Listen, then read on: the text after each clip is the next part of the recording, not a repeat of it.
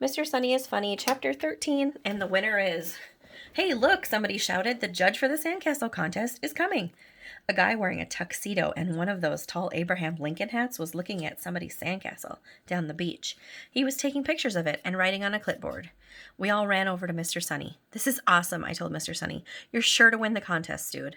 I'm glad I put this fence up so nobody could damage my centerpiece, Mr. Sunny said. At that moment, the most amazing thing in the history of the world happened. Look up in the sky, Andrea shouted. It's a bird, Michael shouted. It's a plane, Neil shouted. No, it's somebody parasailing, I shouted. It's Mr. Granite, Ryan shouted. Sure enough, that crazy Australian long-distance swimming sand monster zombie guy was flying through the air with a parachute on his back. A boat in the water pulled him. He's flying pretty low, Andrea said. I hope he doesn't get hurt. Mr. Granite flew right over our heads. Help, help, he shouted. I can't control this thing. Mr. Granite was swooping back and forth and up and down. It looked like he might slam into the beach. Watch out, somebody yelled. Run for your lives, shouted Neil the Nude Kid. Suddenly, Mr. Granite started dive bombing toward the ground. He was right over our heads. We dived to get out of the way. Oh no, yelled Mr. Sunny. He's going to hit.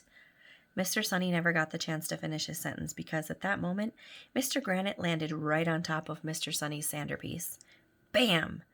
Mr. Granite crushed it. I mean, it was totally flattened. Mr. Sunny's amazing sandcastle looked like a big pile of sand again, with a pair of feet sticking out of the top. Wow, everybody said, with his mom upside down. It was a real Kodak moment, and we got to see it live and in person. My centerpiece is ruined, Mr. Sunny screamed. Now I can't go to France to study sand sculpture. My life is over. Mr. Sunny went running down the beach, shouting a bunch of French words that I didn't understand. He seemed pretty upset.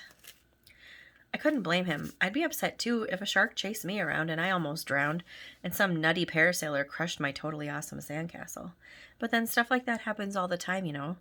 We were standing in front of Mr. Sunny's pile of sand when the judge with a tall Abraham hat came over. Excuse me, he said. I heard there was a really amazing sandcastle around here, but I don't see it. Can you tell me where it is?